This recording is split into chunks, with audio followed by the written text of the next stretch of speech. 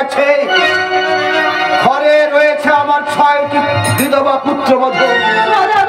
সেই বিধবা পুত্রবধূর চোখের জল আমি সহ্য করতে পারছি না। আমার দিকে যখন তাকে প্রশ্ন করে, বাবা তুমি কি করলে, বাবা তুমি কি করলে, আমাদেরকে অল্প বয়সে তুমি বিধবার সাজ করে দিলে।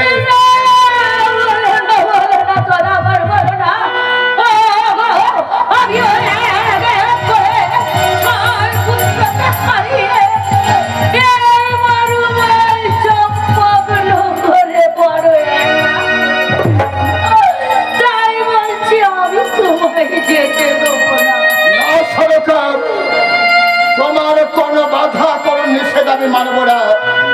আমি যখন সেই সিদ্ধান্ত নিয়েছি তোমার কোন কথা আমি শুনতে চাই না। চলো সরকা চলো, যাত্রাকারে আমার আরাধনার ভরনাথের ঘর স্থাপন করবে।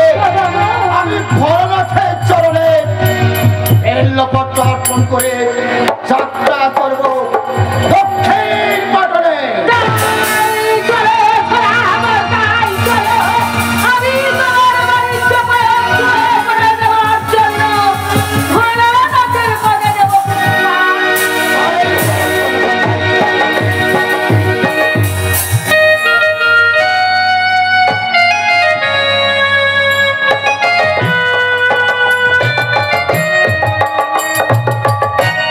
তাই তো দক্ষিণ পাটন যাওয়ার জন্য আমি স্থির সিদ্ধান্ত নিয়ে ফেলেছি।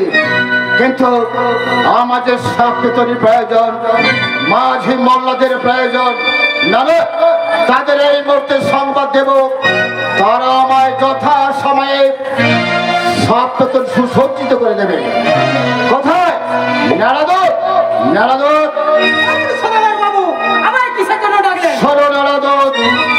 কাল্য প্রাতে আমি দক্ষিণ পাটন যাত্রা করব। এই মুহূর্তে আমার যে মাঝি মোল্লা রয়েছে তাদের সংবাদ জানিয়ে দাও, আমার যেন সপ্তাহিক সুসজ্জিত করে দেয়।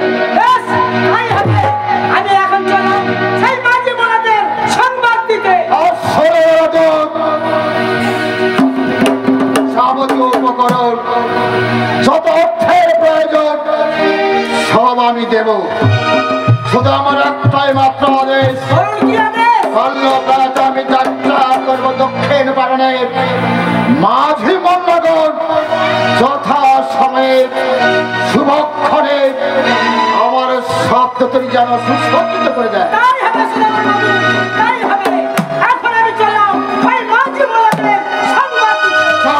যাও নারাদূত, মাঝি মোল্লাদের সংবাদ দাও। মাঝি মোল্লাদের এই মুহূর্তে আমি সংবাদ পাঠিয়েছি, তারা আমায় সপ্তাহিক সুসজ্জিত করে দেবে। আর আমি শুভক্ষণে যাত্রা করব সুদূর দক্ষিণ পাটনে।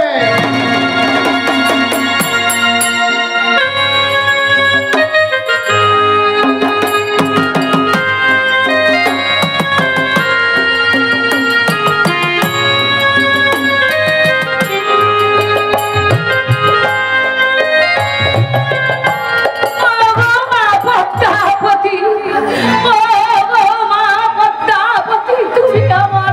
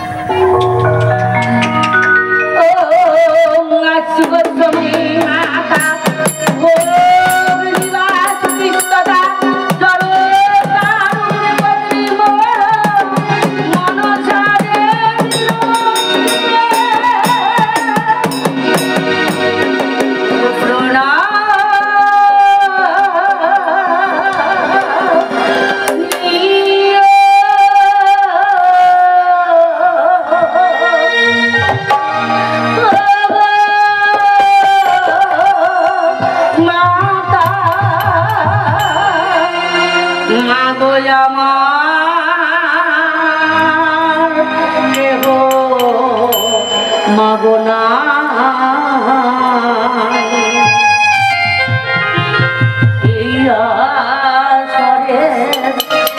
মাঝে যেন তোমার ফিরে নাম নিয়া ও গো মাতা আমার যেন নাম ইয়া চরে মাঝে যেন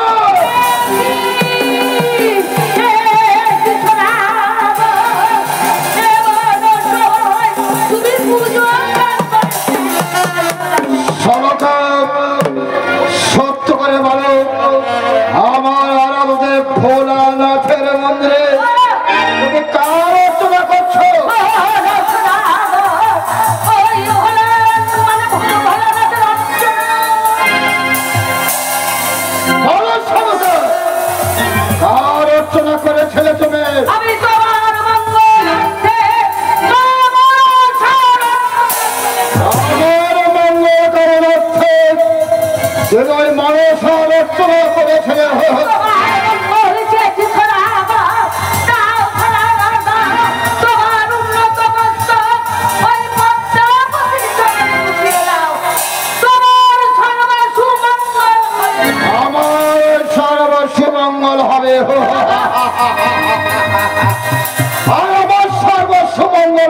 তুমি তুমি আমার সহধর্মিণী হয়ে আমার ভোলানাথের মন্দিরে আমার মঙ্গল কামনার্থে তুমি চ্যাংড়ি মনসার হোক আমার মঙ্গল আমার হলো না, তুমি আমার অমঙ্গল করলে।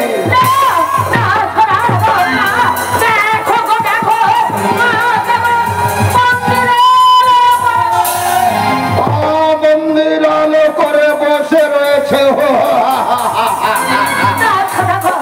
পুষ্পাঞ্জলি দেব। তুমি যখন অর্চনা করেছ আমায় পুষ্পাঞ্জলি দিতে হবে, তবে সে দেখো এটা আমি দেব।